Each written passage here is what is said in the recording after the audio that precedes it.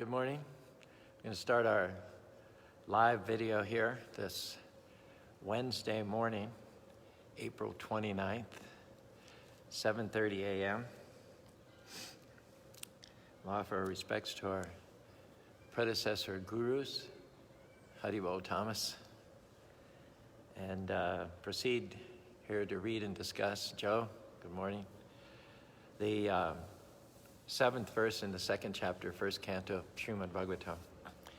Om Aganati Marandasya Ganagana Sadakya Chaksurun Meditam Yana Tajmai Sri Gurave Namaha Sri Chaitanya Manobhistam Stapitam Yana Bhutare Swayam Rabhakaramayam Darati Swaparandikam Vandeham Sri Guru Siyata Parakamaram Sri Gurun Vaishnavam Scha Sri Rupam Sagatatam Sahagana Raganatam Vitam Stam Sajevam Sadvaitam Sabadutam Parijana Saitam Krishna Chaitanya Devam Sri Radha Krishna Padan Sahagana Lalita Sri Vishakanvitam Scha Nama Om Vishnu Paraya Krishna Pastaya Bhutare Srimati Bhaktivedanta Swami Tanamane Namaste Sarasati Devi Gauravani Pachari Nirvashesa Sanyavadi Paskada De Satari Sri Krishna Chaitanya Prabhu Nityananda Shri Advaita Gadadhar Shivasari Gaur Bhaktavinda Hare Krishna Krishna Krishna Hare Hare Hare Ram Ram Ram Hare Hare.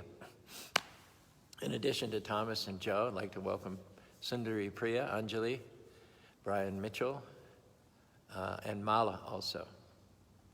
So as I said, we're in the 7th verse, 2nd chapter, 1st canto, Srimad Bhagavatam. And I'm going to read the verse and then the purport. And I'm going to, instead of reading the whole purport and then discussing, I'm going to stop at various points throughout the purport and discuss up to that point in that way. Take it by stages, if that's okay with you. Vasudeva Bhagavati Bhakti Yoga Prayojita Janayati Shivarikam Jnanam Chiyara Haitukam. Translation: by rendering devotional service under the Supreme Personality of Godhead, Sri Krishna, one immediately acquires causeless knowledge and detachment from the world. Vairagya means detachment, and Jnana means knowledge. Ahaitukam means without any separate endeavor, causeless knowledge and detachment. And that is achieved, Vasudeva Bhagavati, that's directly addressing Krishna, who is at one and the same time in his own spiritual abode and everywhere present throughout the world. Bhakti Yoga Prayojitaha, rendering devotional service to the Supreme Personality of Godhead, yields full knowledge, full renunciation, full detachment without any separate performances of penances, austerities, or philosophical study. So Prabhupada starts his purport here. Welcome David, Terry, Govinda Dev, Christine, bye. Those who consider devotional service to the Supreme Lord, Sri Krishna, to be something like material emotional affairs may argue that in the revealed scriptures, sacrifice, charity, austerity, knowledge, mystic powers, and similar other processes of transcendental realization are recommended. According to them, bhakti, or the devotional service of the Lord, is meant for those who cannot perform the high-grade activities. Generally, it is said that the bhakti cult is meant for the Sudras, Vaishyas, and less intelligent women class. Krishna doesn't contradict that access to bhakti is available for all types of people. In the 32nd verse of the 9th chapter, he says, Mami partivya pavshita yepishu papayana striya sudra sata vaisha yepi yanti param gatim. It says, those who take shelter of me, vyapashritaham, yepishu papayana. It doesn't matter whether they're low-born. That's not a disqualification. Yona means womb. Papa means having taken birth in a womb due to less than ideal activities in one's previous life. Doesn't matter. There isn't anything that you can do that can stop the progress of bhakti back to the lotus feet of the Lord.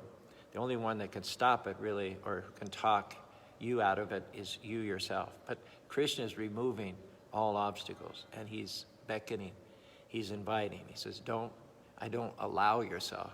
Krishna's saying, I don't give you permission to be down on yourself. I don't give you permission to say, poor old me. I don't give you permission to take yourself out of the game.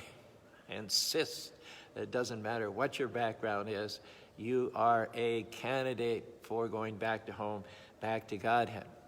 Now, he does go on in the next verse to say, Kim Purnar Brahmana Punya Bhakta Rajarshyastata Anityam Ashukam Lokam Imam Prapyam Bhajashamam. So if that's true of people who have less than ideal births, less than what you call aristocratic births, then he says, how much more so is this of the righteous Brahmins, the devotees, and the saintly kings? Therefore, having come to this temporary, miserable world, engage in loving devotional service to me. Elsewhere in the 6th chapter of the Bhagavad Gita, Krishna says that one's birth does not occur by accident. If one takes birth in a family of devotees, a Brahminical family, or a very opulent family, there's a cause behind that. Prapya punya kritam lokam, suchinam simatam gehe. There will have been a background of the performance of pious activities, studies, charity, austerities, and all those different things, which lands one in a more ideal situation for going back to home, back to God, and getting the opportunity to perform bhakti yoga. But it is no disqualification to have a less than aristocratic birth, none whatsoever. Krishna is inviting all living beings to participate in the process of devotional service. And in this connection, I have kind of a song. I'll just say it rather than sing it. It's sort of half me and half Kalakantra from his rap on the Bhagavad Gita. And this also very strongly incorporates Krishna's invitation to all souls. You might be in this body or that body, high body according to social estimation, or low body according to social estimation. But in Krishna's estimation, you're all unlimitedly dear to him. You're all spirit souls, you're all his sons and daughters. And he longs for you. He wants you back home, back to God, as will be reflected hopefully in this little ditty here. In the Bhagavad Gita, Song of the Supreme, Krishna streams to his team member Arjuna, the cream of all the devotees. Arjuna, the things you do every day, the gifts you give, and every tasty veggie dish, offer them to me with love and see your soul enriched. Keeping me in the center, your karma will never interfere, because loving devotional service is the dharma of the spiritual atmosphere. A cup of water makes me smile, though I could drink an ocean. Flower, fruit, and leaf are fine. They're offered in devotion. I don't play any favorites. Everybody gets what they desire. So if someone longs for me in bhakti, I'm naturally inspired. Even if you mess up a time or two, I won't make any complaint. Just rise up again. You can still shine like a saint. The undiluted souls, Mahatmas, know reality, and feeling my protection, the flow of their affection comes to me. They sing my sacred names with voices sweet and stake their rightful claims at my lotus feet. I see, maintain, and shelter all. I am the seed of everything. I am the beginning, middle, and end. I am everyone's best friend. Arjuna, tell the people boldly, Krishna's devotee never dies. Men and women, high and lowly, everybody's equal in my eyes. Anybody who comes to me will never be denied. Bhakti Yoga will set you free. Success is guaranteed. Think of me, become my devotee, and you will live with me eternally. Some of the Gita verses that support that. Patram pusham taram bhaktam yomi pyachi tarishnama pariyatama shnama pariyatmanam yad kurosi yadishnosi yazdahosi dasi yad yadavasi kanti yad tad kurushriyarpanam apichet sararacharo bhajate mamanam barak sadareva samanchatam manya samyag vyavasito isa manmano bhava madbhakta madhyagi mam namaskuru mami vasisi satyam te pratijano priyoshime. So Krishna is giving us a gold embossed invitation back to home, back to Godhead. And it's not going to be him that prevents us from going back, or sets the bar too high, or expects too much of us, or demands too much of us. No, he's got the bar as low as it could possibly be. It's just up to us to step over that, transition from this temporary, miserable material world back to home, back to Godhead. So Prabhupada continues here in the purport. The bhakti cult, and cult comes from the word culture. It's a culture of devotion, a culture of love of God, is the topmost of all transcendental activities, and therefore it is simultaneously sublime and easy. It is sublime for the pure devotees who are serious about getting in contact with the Supreme Lord, and it is easy for the neophytes who are just on the threshold of the house of bhakti. Nice turn of phrase here, the threshold of the house of Bhakti. To achieve the contact with the Supreme Personality of Godhead, Sri Krishna, is a great science, and it is open for all living beings, including Sudras, Vaishyas, women, and even those in a lower class. What to speak of high-class men like the qualified Brahmins and the great self-realized kings? The other high-grade activities designated sacrifice, charity, austerity are all corollary factors following a pure and scientific bhakti cult. And Krishna says that if you dedicate yourself exclusively to bhakti, and there are like 27 different items of bhakti, including chanting and hearing, remembering the Lord, offering your food, taking prasadam, visiting, if possible, living in the holy places like Vrindavan and Mayapur, worshiping the Tulsi, performing the artis. And none of these activities are unpleasant. They're extremely pleasant and pleasing. No austerities, no flagellation, no excessive fasting, no long, dry hours of dry philosophical speculation. Although there is the element of austerity, and as much as we rise early, there's the element of austerity. We abstain from eating meat, but rising early makes a man healthy, wealthy, and wise. And meat just gives you all kinds of diseases and horrible bad karma. There are all sorts of sumptuous vegetarian foodstuffs that can be created from fruits and grains and vegetables. So, I mean, it's an austerity in as much as most people aren't willing to do it. In that sense, it's an austerity. It says if you're willing to do what others are not willing to do, then you're going to achieve a goal that others are not going to achieve. But honestly, not only is it not an austerity, but it's actually a more pleasing way to live, to follow the guidelines of the Lord, that you may become purified and then go back home, back to Godhead. But one needn't be regretful in the process of following exclusively and dedicatedly and wholeheartedly the items, the elements of the bhakti cult, as Prabhupada says. Krishna assures us here in the 28th verse of the 8th chapter that we're not in aspiring for the lotus feet of Krishna, we're not depriving ourselves of any of the results achieved from any of those other activities. Vedashu, yagashu, tapasya chaiva, danashu yat punya phalam pratishtam, ajeti tat sabamidam vidva, yogi param shtanam upayati chadyam. Krishna assures us through Arjuna, a person who accepts the path of devotional service is not bereft of the results derived from studying the Vedas, performing austere sacrifices, giving charity, or pursuing philosophical and fruitive activities. Simply by performing devotional service, he attains all these, and at the end, he reaches the supreme eternal abode. Devotional service is considered to be comprehensive. It encompasses all the activities of the other paths and denominations. And a good example of this is someone who followed the path of Dhan. He was a king named King Nriga. He followed the path of Dhan, giving in charity to the Brahmins. This is a path for upliftment. This is a path to supposedly to eliminate and reduce your karma, or at least to make all of your karma very, very good and very positive moving forward in the future.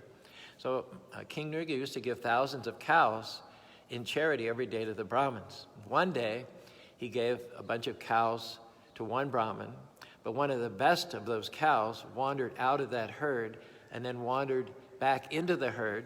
Then King Nriga gave another bunch of cows to another Brahmin, in which was this beautiful prize cow. So the first Brahmin was very upset, and he accused Maharaj Nriga of doing a bait and switch. He accused Maharaj Nriga of having consciously tried to get a 2 for 1, 2 for the price of 1. Maharaj Nriga had no such thought in his mind. It was a pure accident. But because the Brahmin was unsatisfied, and this was such a exceptional, one-of-a-kind cow, Maharaj Nriga was not able to mollify either one of the Brahmins with any sort of substitutes. He offered 100 cows in place of this one cow, or horses, or you could get them wives, whatever they wanted. But both Brahmins wanted that cow. So Maharaj Niga, although he had so much good karma from his dan, his open-handed charity, that he had hundreds of thousands of years reserved for him as a demigod in the higher planets, still he couldn't negate that one fault of having given the same cow twice, even though it wasn't intentional at all. And so then he was asked at the time of leaving his body, do you want to enjoy your good karma first, or do you want to take the bad first? And he thought, well, if I take the good, then it'll always be hanging over me, niggling at me, the bad. So I'll take the bad first. And although he had hundreds of thousands of years living as a pious being on the higher planets before him, he did have to take one birth as a lizard because of that one fall. So these, as you kind of figured out, these other processes, sacrifice, giving in charity, performing austerities, philosophy, are not easy. They're very difficult. King Ninga had to have been a king. He couldn't have done that as a Brahmin. He couldn't have done it as a mercantile man. He wouldn't have had the means. And every day he was giving out thousands of cows in charity. Philosophy, austerities, not every Tom, Dick, and Harry can pursue those paths because they're very difficult. And then they're quite treacherous. One slip up, and look what happened to King Niga. Bhakti is not like that. You never step back. If there's a reverse, a so-called reverse, because sometimes it appears like the same challenges come to devotees that come to others. Devotees aren't exempt from challenges, from dark valleys, from critics, from backstabbers, enemies. They're not exempt, but they're under the Yogamaya potency. Krishna is sending or allowing those reverses to mature, to grow up the devotees, to further qualify them to go back home, back to Godhead. So unlike karma and tapasya and jnana, bhakti, it's very easy. Anybody can do it. There's no pre-qualifications of birth or wealth or bank balance. Anybody can do it. It's very easy, and you never lose anything. Other processes have to be performed perfectly, 100% within one particular lifetime in order to get you the desired result. If you full effort, Prabhupada gives the example, for instance, say you want to become a doctor, so you have to get a BA, you have to go to medical school for another 4 years, you have to do your residency. So if you get your BA, you go to medical school for 3 years, and you put 7 years into it, and you don't finish, the whole effort is a waste of time. That's not the case with bhakti. It's reserved. Neha bhikama nasasi pratyavaya shrabam even a little effort, a little advance in a devotional service saves one from the great danger. Kim pramatasya bahu prakshya varam mahortam viridam gadate suryasayata. Says even a moment, even in this lifetime, even a moment of devotional service is more valuable. That's all you do, just a moment of devotion. Say go to one Sunday feast, or encounter the devotees chanting out in public somewhere in Westwood Square or Oxford Street. If you just do one iota of devotional service, that is more valuable as far as your eternal spiritual soul is concerned than an entire lifetime of executing your material duties perfectly. Nothing is ever lost. Tatra tam buddhi samyoktam labhate purvadevikam yatato chatato bhuyo samsito kurunandanaham. It says, on taking such a birth, in other words, whatever devotional service, whatever bhakti one has done in a previous life, even if one hasn't completed, even if one hasn't been completely successful, one will take such a birth in the next life that they will be poised to resume from where they left off. Such a deal. So if you only did 1% devotional service in your past life, then you'll get that will be an asset that's preserved for you. It will carry over into your next life, and you will take such a birth that you will be poised to resume from 2%. Krishna says here, on taking such a birth, he revives the divine consciousness of his previous life, and he again tries to make further progress in order to achieve complete success, O son of Caru. Take the example of Chitraketu, for instance. Chitraketu was cursed. He was a great devotee. He was highly advanced in Bhakti Yoga. He used his hands, his arms, his legs, his mind, his eyes, his ears, his mouth, everything, Savayamana Krishna Padaravinda, to serve the Lord exclusively. But some or other he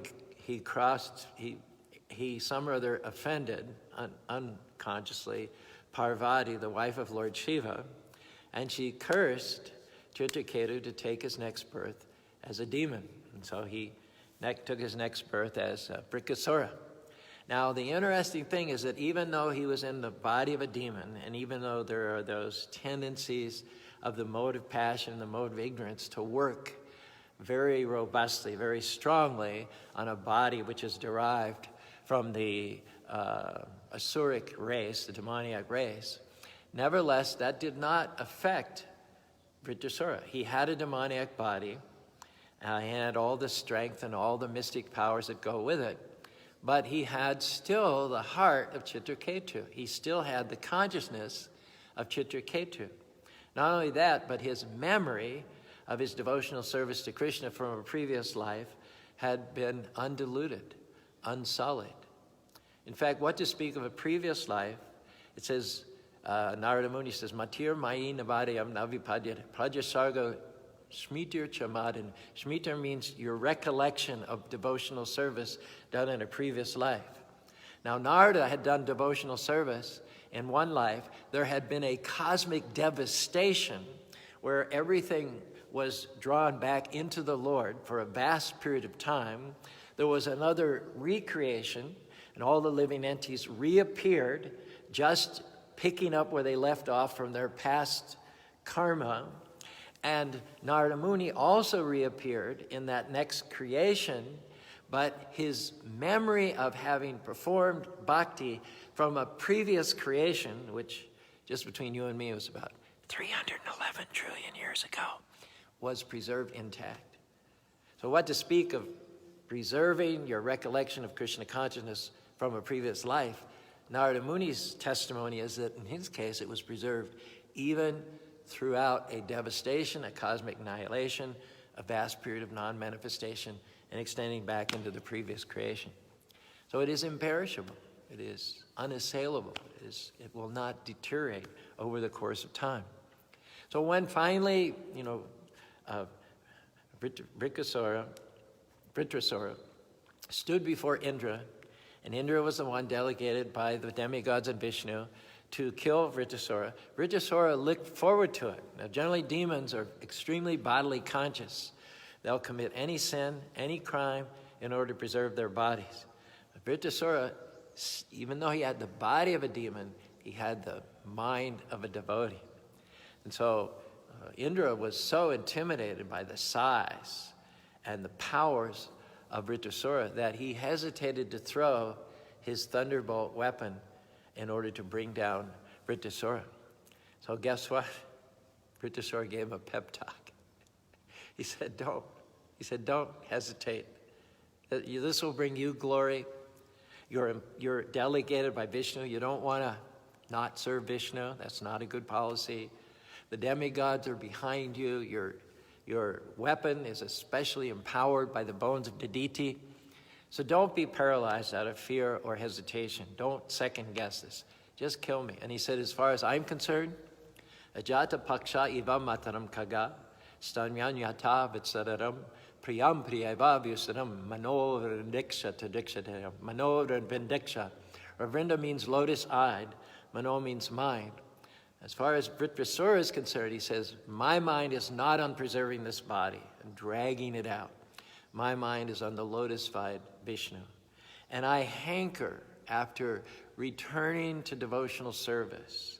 I hanker after the anticipation that as soon as this body's gone, in my next life, I will be able to have such a birth that I can then fully and completely resume devotional service to the Lord. Now, how do I hanker like that? He gives some examples. Ajata Paksha, the little tiny bird, baby bird in the nest, is hungry. You know how they all have their beaks out. So they're just waiting for mom to come back and feed them. Can you imagine how they're hankering?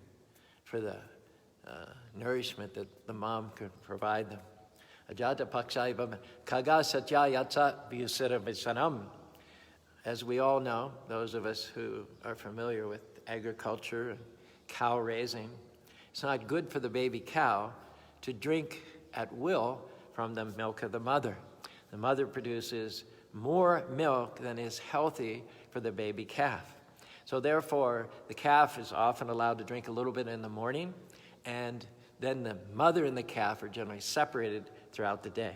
Then they're reunited at night. So throughout the day, the calf is just thinking about, anticipating, hankering after that time in the evening when the calf and the mother will be reunited. And then you've all seen it, how the little calves hit that udder. They're so eager, they've been hankering for it. So Chitraketu says, my mind hankers after resuming service to the Lord, like the baby bird hankers after his mother returning to feed it, hankers after the baby calf to drink the milk of its mother. And the third example, Priyam Priyeva Vishadam Vishanam, a newly born wife, maybe her husband is in the military. Right after their wedding, he's called to do service. The days and weeks drag by, the months, and her hankering just increases. Where's my husband? Where's my husband? When will we come back? When will we come back? And you see all these iconic shots of servicemen. Sometimes they even have it on Jerry Springer or something. You know, they have the reunion right there televised, because so much joy on the part of the husband and the wife to be reunited in that way. So those are the three examples that Chitraketu gives to prove our point that devotional service is not an all-or-nothing prospect. It's not an all-or-nothing project. Everything that you do in devotional service is counted, is credited to your eternal bank account. And Prabhupada continues the purport here. The principles of knowledge and detachment are two important factors on the path of transcendental realization. The whole spiritual process leads to perfect knowledge of everything material and spiritual, and the results of such perfect knowledge are that one becomes detached from material affection and becomes attached to spiritual activities. So one must have perfect knowledge and perfect detachment in order to go back home, back to Godhead. However, knowing the personality of Godhead in his original spiritual form brings with it knowledge and detachment automatically. Krishna says in the 10th chapter, I believe it is the Bhagavad Gita, Aham sarvasya prabhavo. Aham, that form which was speaking to Arjuna on the chariot in the Bhagavad Gita, he says this same form, sarvasya prabhava, everything emanates from this form, from this singularity. Aham sarvasya mata sarvam pravartate. From me, everything comes, both material and spirit. They are simply byproducts of my transcendental form. Aham sarvasya mata sarvam iti matva bhajanti mam buddha bhava samamita. Those who know this about me worship me with all their hearts. Why? Because they know that if you know the cause of all causes, then everything becomes known and nothing remains unknown. Just repeat that. They throw themselves wholeheartedly and exclusively. They don't divide their time between bhakti and jnana and austerities. They throw themselves exclusively, wholeheartedly, and uninterruptedly into bhakti because they know that if you know the cause of all causes, then everything becomes known and nothing becomes unknown, isn't it? If you know a man, do you know his shadow? It's a given. It comes with the territory. If you know 1, 2, 3, 4, 5, 6, 7, 8, 9, then in a sense, do you not know all mathematics? Because mathematics, for the most part, at least basic math, is just a combination of 1, 2, 3, 4, 5, 6, 7, 8, 9. So someone says, well, true, you say, just by executing Krishna consciousness, you know anything. So how many fingers am I holding behind my back? No, Krishna is the repository of all knowledge. He creates everything. He's within every atom. He's in the hearts of every living being. So you get with his program. You're fashioned by his hand. Now act according to his plan. And he will give you whatever you need in order to execute his plan in this world. And believe me, his plans are greater than anything you could possibly imagine. The doors he wants to open for you are doors that you could never even imagine what to speak of open on your behalf. He can take you and have you soar as if on the wings of eagles. But you have to do your part and coordinate with his plan, which is always for your own good and for the good of other living beings. But when you connect with the source of everything, then you have access to like the internet multiplied billions and billions of times. Prabhupada was an old man. He had no familiarity with the culture of America. He had no obvious interface or points of connection with the counterculture, which were to be his constituency. And yet, whatever he needed and when he needed it, Krishna gave him the insight. He gave him the exact right things to say. And he succeeded in planting the seeds of the International Society for Krishna Consciousness, which is all over the world. One old man coming from India, totally unfamiliar with the culture. His constituency were youth, all of whom were 60 years younger than he was, in a culture where they said, question authority, don't trust anyone over 30. And yet Krishna and Prabhupada were a majority. Krishna and Prabhupada together were able to overcome all what would be considered the shortcomings of an old man going halfway across the world with a mission in mind. So continuing here with the purport now. I promised you we were going to break up the purport, didn't I? Becoming detached from material things does not mean becoming inert altogether, as men with a poor fund of knowledge think. Nishkarma means not undertaking activities that will produce good or bad results. Negation, however, does not mean negation of the positive. Negation of the non-essentials does not mean negation of the essential. Similarly, detachment from material forms does not mean nullifying the positive form. The Bhakti cult is meant for realization of the positive form. When the positive form is realized, the negative forms are automatically eliminated. Therefore, with the development of the Bhakti cult, with the application of positive service to the positive form, one naturally becomes detached from inferior things and becomes attached to superior things. Visha vinivartate narahasha dehina. Rasha vajam rashopyasha padam drishtva nivartate. Rasha means taste. When you eat old stale bread, it's rasa, but not very palatable. When you eat a nice, ripe, juicy mango, that's also rasa, and that's extremely palatable. So imagine all you had been used to doing was eating dry bread. That's all that was available. That was all that provided you for the longest period of time. So you would think that's the status quo. You would think that's basically the standard foodstuffs for the human being. But one day someone comes to you and hands you a huge mango and says, from now on, you need not eat the old stale bread. We will give you an unlimited supply of mangoes. And then you taste that mango just to see what you're getting yourself into, and you never go back again. You never go back again to old stale bread. Similarly, tasting the nectar of devotional service, such a purified, such a sublime life, eating vegetarian food offered to the Lord in love and devotion, chanting the nectarine names, Hare Krishna, Krishna Krishna, Hare Hare, Hare Ram, Ram Ram, Hare Hare. And the very best thing of all is associating with like-minded people. I can't tell you what an honor, what a privilege it is to be a member of the Worldwide International Society for Krishna Consciousness, which has as its main business to create saintly people, head over heels, in love with Krishna and love of God. These are the cream of the crop. These are the best of the best. And they have achieved and aroused and awakened all good qualities just on the strength of performing devotional service to Krishna under the guidance of a bona fide spiritual master. The translation of that verse I just gave you: the embodied soul may be restricted from sense enjoyment, though the taste for sense objects remains. But ceasing such engagements by experiencing a higher taste, he is fixed in consciousness.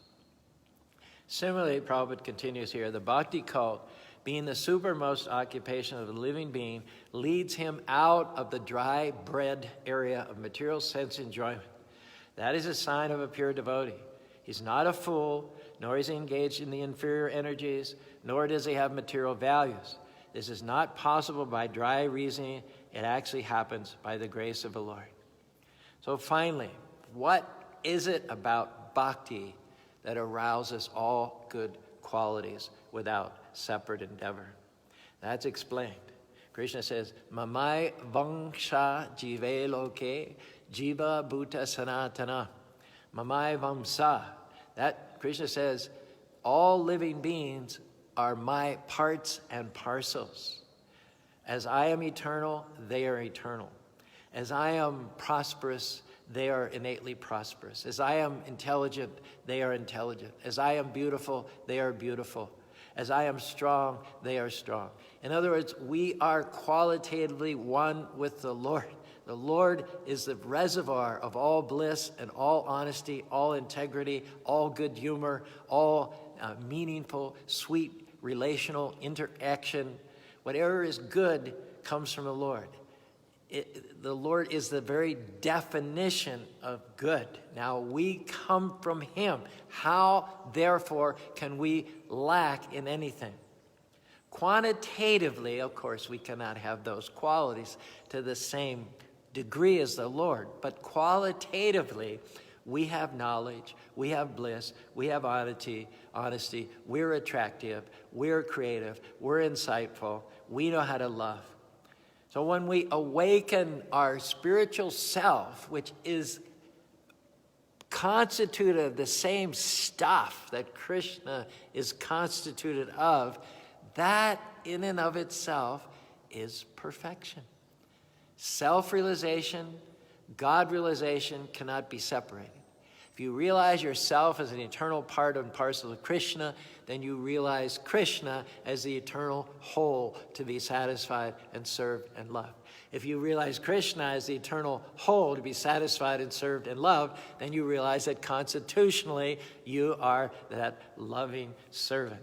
And knowledge and detachment are automatically awakened. Prabhupada translates, the living entities in this conditioned world are my eternal fragmental parts. Due to conditioned life, they are struggling very hard with the six senses, which include the mind. That means we're covered, our perfect qualities, our spirituality is covered in this material world by the six material senses and the material mind. Prabhupada says, all living entities are part and parcel of Krishna, and therefore when they revive their original Krishna consciousness, they possess all the good qualities of Krishna in a small quantity. When one engages himself in the 9 processes of devotional service, Shravanam, Kirtanam, Vishnu, Paranam, Sevanam, Archanam, Bandhanam, Dasam, Sakam, Atmanivedam, one's heart becomes purified and he immediately understands his relationship with Krishna. He then revives his original quality of Krishna consciousness. Therefore, it is said over and over and over throughout the Vedic scriptures that those who are devoted to the lotus feet of the Supreme Personality of Krishna have all good qualities automatically. Yashasti bhaktir bhagavati akinchana sarvaganas tatas tatasishamaha haro bhaktasya kuto mahadgana mano rati nashato tapavato bahi.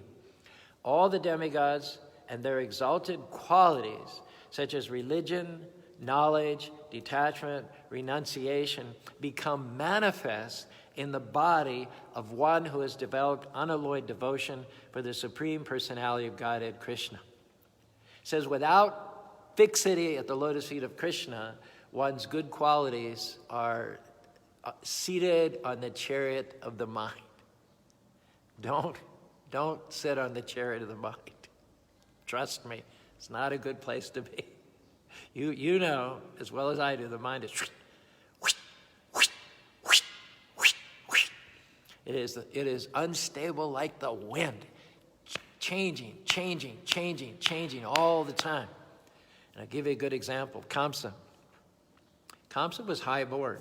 He was a king, son of Ugrasena. He was related to Krishna, the Supreme Personality of God in himself. He was intelligent, educated, powerful. He had all the martial arts skills. But he was not in devotional service to Krishna. So what happened? During his wedding, there was a prophetic voice from the sky. It said, the 8th son of your sister Devaki will kill you.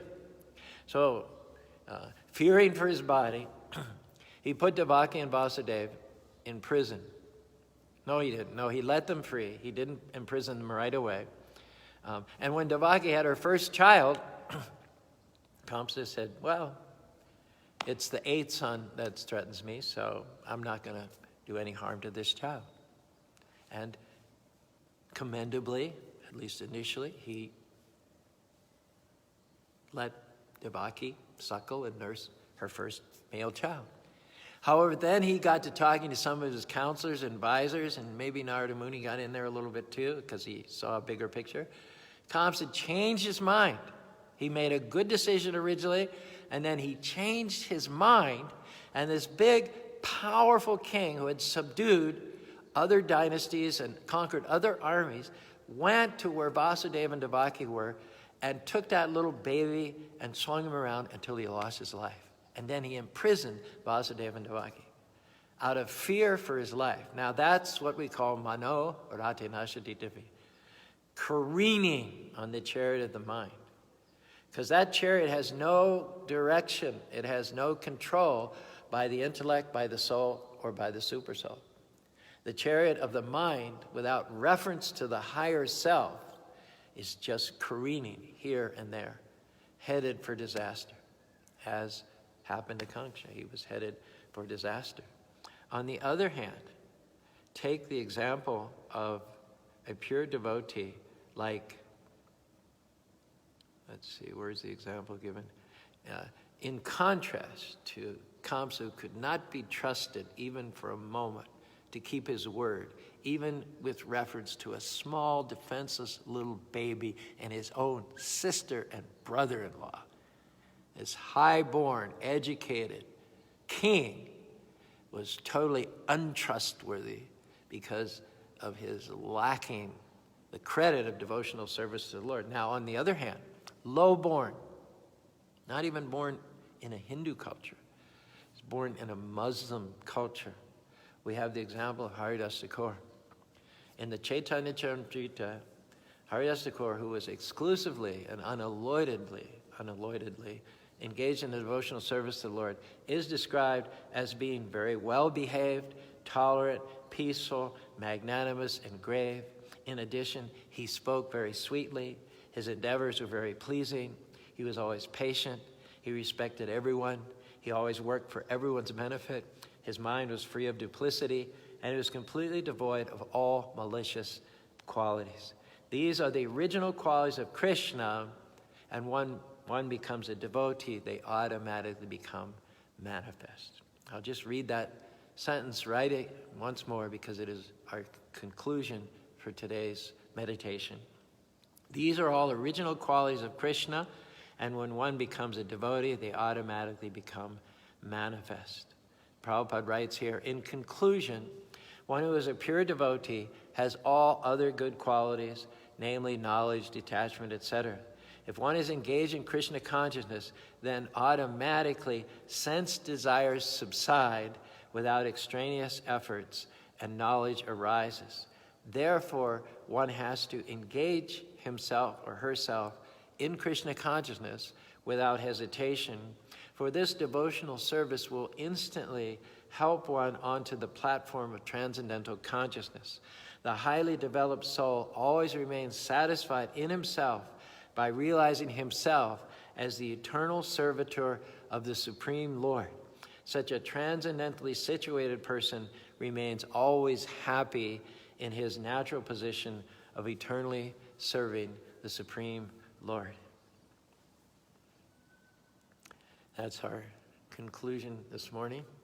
Thank you for being with us, Mary, Malati, Thomas, from the very beginning, and others who scrolled up throughout the course of the thing. That's our series for this week, Monday, Tuesday, Wednesday at 7:30 we come on. We'll be back next Monday, same time, for another session of the Srimad Bhagavatam classes. We also are on Facebook Live Saturday nights at 7, Sunday afternoon at 1, and Sunday afternoon about 5:15 or so. So about 6 times a week we get the privilege of associating and ruminating over this sublime philosophy with such wonderful spiritual aspirants as yourself. Ladli, also thanks for being with us this morning. Hare Krishna, Krishna Krishna, Hare Hare, Hare Rama, Rama Rama, Hari Hari. And let me say, we always love your likes. We love your comments. The more interaction, the more our programs get pushed higher by Facebook. So it's good for you to give your feedback. It's good for me to hear it, and it's good for people in general whose opportunities to intersect with this great Bhagavad philosophy will be enhanced. And just as I'm saying that, there's all kinds of hearts and things going on. Yeah, go, go, go. Hari Bo. Hare Krishna, Krishna Krishna, Hare Hare. Hare Rama, Ram Ram, Hare Hare. Way to go, guys.